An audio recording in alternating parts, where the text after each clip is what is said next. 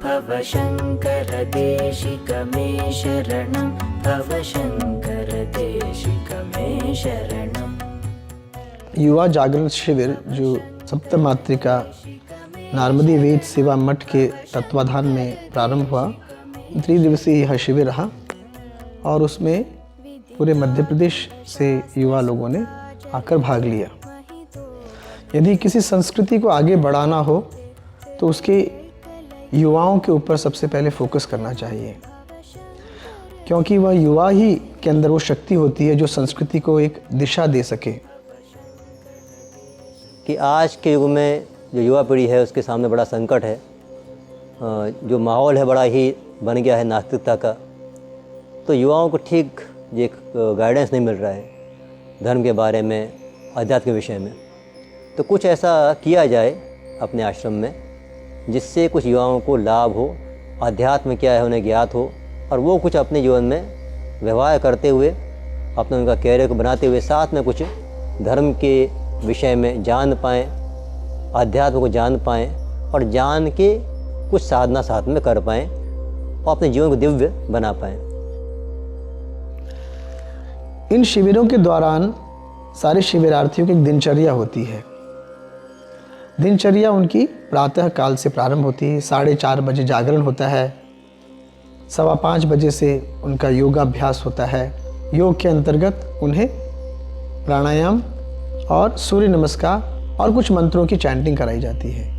उसके पश्चात उन्हें नर्मदा जी के तीर पर, तट पर जा कर के माँ नर्मदा का जो एक वात्सल्यमय एक सन्निधि है उसको अनुभव करवाने का प्रयास और वहाँ बैठा करके उनको मेडिटेशन कराया जाता है।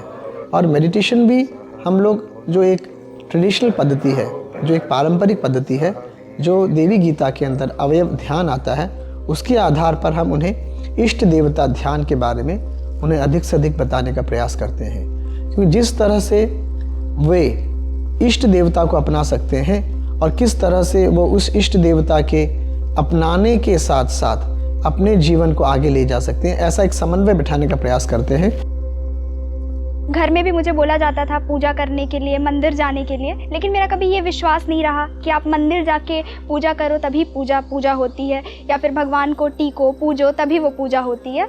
तो मुझे ये सब आडंबर लगता था। मुझे पूजा बस ये लगती थी कि बस मन में भगवान को भजते रहो, उनके प्रति भक्ति रखो तो वो आपकी पूजा है।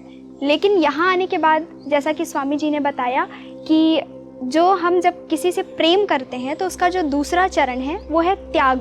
जब हम उसके प्रति त्याग दिखाते हैं तभी सामने वाले को ये समझ में आता है कि आप उसके प्रति प्रेम रखते हो और तभी उसको इस बात की अनुभूति होती है।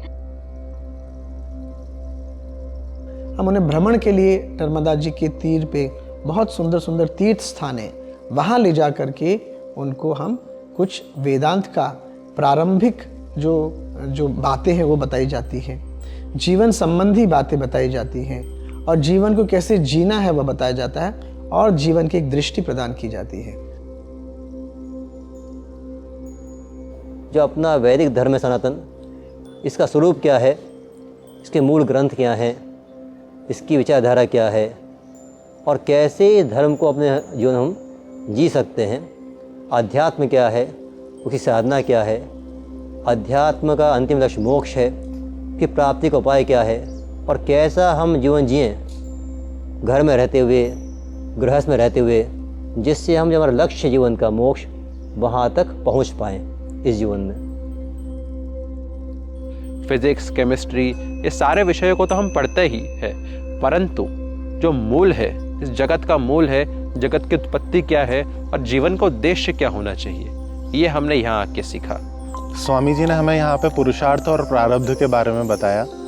हम लोग आज के ज़माने में इन्हीं चीज़ों में उलझे हुए हैं कि यदि मैंने किसी काम में एफर्ट डाले तो उसका रिज़ल्ट मेरे अकॉर्डिंग ही आना चाहिए और नहीं आया तो मैं या तो किसी को ब्लेम करूँगा या उन सब चीज़ों को लेकर परेशान होता रहूँगा।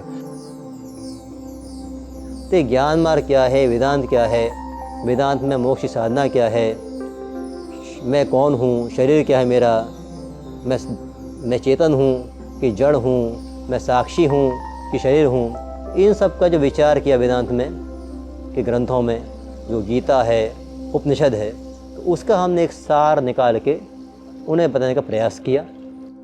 तो गीता में निष्काम कर्म किस प्रकार मोक्ष का साधन है बताया भगवान ने। तो उस गीता के अनुसार व्यक्ति कर्म कैसे करे, इसको उन्हें बताने का हमने प्रयास किया।